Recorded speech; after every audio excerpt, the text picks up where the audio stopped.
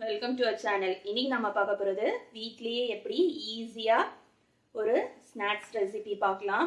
எப்படி செய்கிறது அப்படின்ட்டு வாங்க வீடியோக்குள்ளே போகலாம். இதுக்கு நான் எடுத்திருக்கிறது வந்து மார்கரின் எடுத்திருக்கேன். மார்கரின்ங்கிறது வந்து வெண்ணெய் மாதிரியே இருக்கும். இது வந்து அனிமல் ஃபேட் கிடையாது, வெஜிடபிள் ஃபேட்டு. சப்போஸ் உங்களுக்கு வந்து பட்டர் வேணும் அப்படின்னா நீங்கள் பட்டர் எடுத்துக்கலாம். பட்டர் வேணாம் அப்படின்னா நீங்கள் மார்கரின் எடுத்துக்கோங்க. மார்கரின் எங்கே கிடைக்கும் அப்படின்னாக்கா பேக்கரி உள்ள ஐட்டம் எல்லாமே கிடைக்கிற கடையில் இருக்கும். அப்படி இல்லைன்னா ஆன்லைனில் வாங்கிக்கோங்க. இது வந்து நான் 100 கிராம் எடுத்திருக்கேன். இது வந்து சீனி எடுத்திருக்கேன். சீனி நார்மலாக வந்து தலை தட்டி எடுப்பாங்க எல்லாத்துக்குமே. இதுக்கு வந்து நான் குமிச்ச மாதிரி எடுத்திருக்கேன். அப்படி நல்ல பார்த்தீங்கன்னா தெரியும், தலை தட்டி இருக்காது, அப்படி குமிச்ச அமைப்பில் இருக்கும். இது வந்து 3/4 கப்பு, அதாவது அரை கப்பு. இதில் அப்படி குமிச்ச மாதிரி எடுத்திருக்கேன். சப்போஸ் உங்களுக்கு வந்து இந்த மாதிரி பண்ண தெரியல ரேஷியோ அப்படின்னாக்கா நீங்கள் என்ன பண்ணுங்க, அரை கப் அளவுக்கு நல்லா தலையை தட்டி சீனி எடுத்துட்டு ஒரு 1/4 கப் அளவுக்கு தனியாக சீனி எடுத்துக்கோங்க. ரெண்டையும் எடுத்துட்டு மிக்சி ஜாரில் போட்டு நல்லா பவுட்ரு பண்ணிக்கோங்க.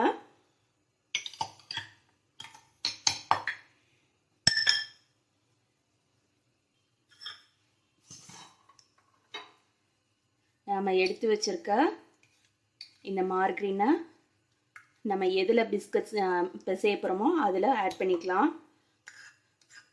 சப்போஸ் உங்ககிட்ட வெண்ணெய் இல்லை, இந்த மாதிரி மார்கரின் இல்லை அப்படின்னா நீங்கள் எண்ணெய் கூட ஆட் பண்ணிக்கலாம். எண்ணெய் வந்து எந்த ஒரு ஸ்மெல் இல்லாத எண்ணெய் எடுத்துக்கோங்க. சன்ஃப்ளவர் ஆயில் மாதிரி. கடலெண்ணெய் நல்லெண்ணெய்லாம் ஆட் பண்ணிடாதீங்க, நல்லா இருக்காது.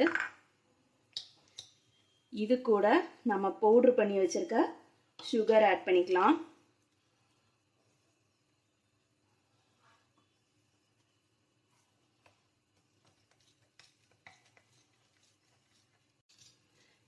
இது வந்து க்ரீம் ஆஃப் டார்ட்டர். இது எதுக்காக அப்படின்னா நம்மளோட பிஸ்கட் வந்து நல்ல ரைஸ் ஆகும். கடையில் வாங்குற பேக்கரி பிஸ்கட் மாதிரியே வர்றதுக்காக இதை ஆட் பண்ணுறது. நார்மலாக இது வந்து யாரும் சொல்ல மாட்டாங்க, இதை ஆட் பண்ணுறத சீக்ரெட் இன்க்ரீடியண்ட்டாக ஆட் பண்ணுவாங்க. ஆனால் நான் உங்களுக்கு சொல்லித்தரேன். இது எவ்வளோ ஆட் பண்ணோம் அப்படின்னா, மெஷரிங் ஸ்பூனில் 1/4 ஸ்பூன் இருக்கும் இல்லையா, அதில் தான் எடுக்கணும். நல்லா தலையை தட்டிட்டு 1/4 ஸ்பூன் அளவுக்கு ஆட் பண்ணிக்கலாம். இது ஃபஸ்ட்டே நம்ம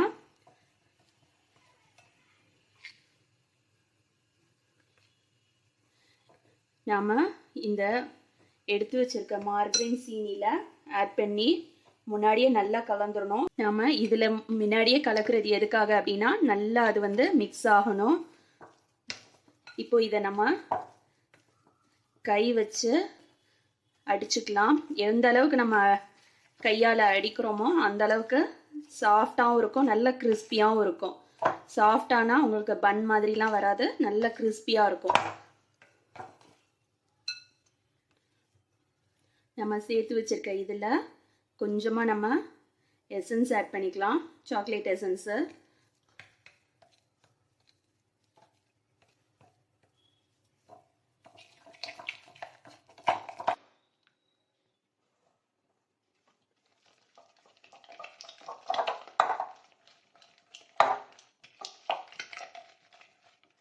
இந்த அளவுக்கு நல்ல அந்த வெண்ணெய் கலவையை ரெடி பண்ணிக்கலாம். சப்போஸ் உங்ககிட்ட பீட்டர் இருக்குன்னா பீட்டராலையும் அடிக்கலாம்.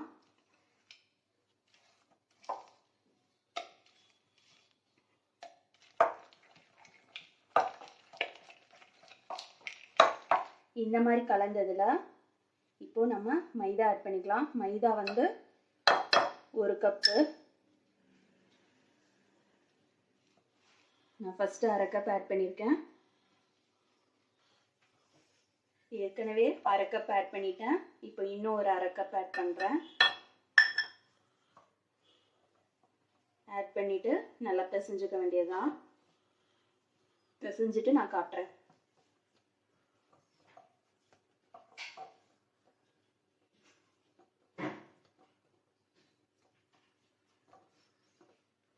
மாவு இந்த அளவுக்கு நாம் ரெடி பண்ணதுக்கப்புறமா இதில்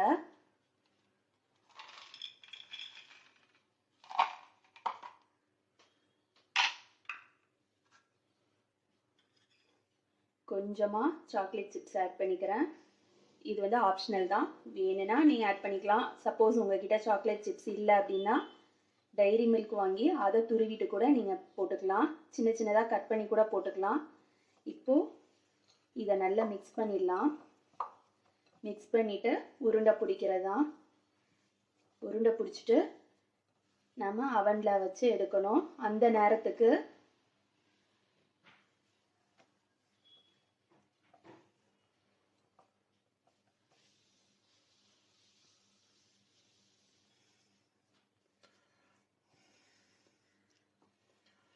பிஸ்கட்டு மாவு நல்லா கலந்தாச்சு. இதை நம்ம உருண்டை போட்டு உருட்டி எடுத்து ஷேப் எடுக்கிற வரையிலும் அவனை வந்து ப்ரீஹீட் பண்ணிக்கலாம். 10 minutes ப்ரீஹீட் பண்ணோம். நம்ம எடுத்து வச்சிருக்க மாவுலேருந்து ஒரு உருண்டை எடுத்துக்கலாம். இந்த மாதிரி சின்னதாகவே எடுத்துக்குவோம். எடுத்துட்டு இந்த மாதிரி தட்டினோம்னா இப்படி எடுத்துக்கணும். இப்படி எடுத்துட்டு உங்ககிட்ட குக்கீஸ் கட்டர் இருந்ததுன்னா பிஸ்கட் கட்டர் அதில் கட் பண்ணுங்கள். சப்போஸ் இது இல்லை அப்படின்னாக்கா ரவுண்ட் ஷேப்பில் ஏதாவது ஒரு மூடி வச்சு நீங்கள் கட் பண்ணிக்கோங்க. அந்த பிஸ்கட்டோட இது பார்த்தீங்கன்னா இந்த அளவுக்கு இருக்கணும். ரொம்ப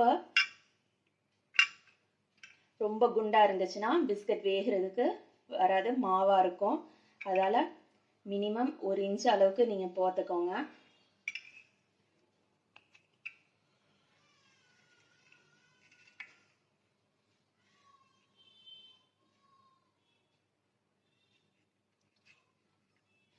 இந்த அளவுக்கு கட் பண்ணிட்டு இதை இப்படி எடுத்துருங்க.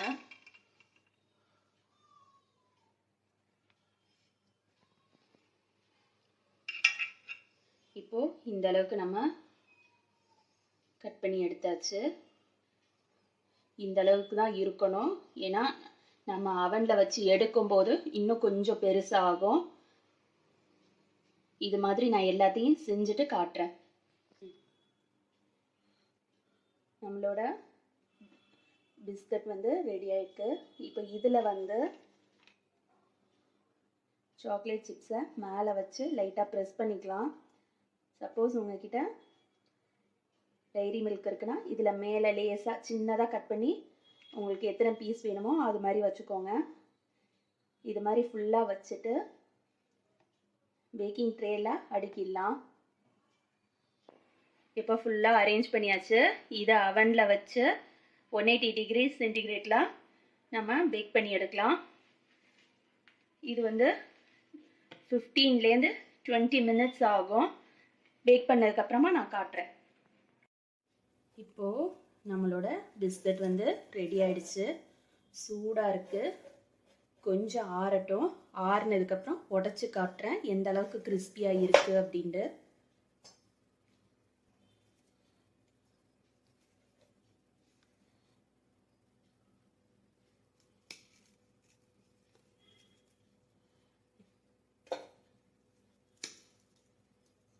இந்த அளவுக்கு கிறிஸ்பியாக இருக்குன்னு பாருங்கள்.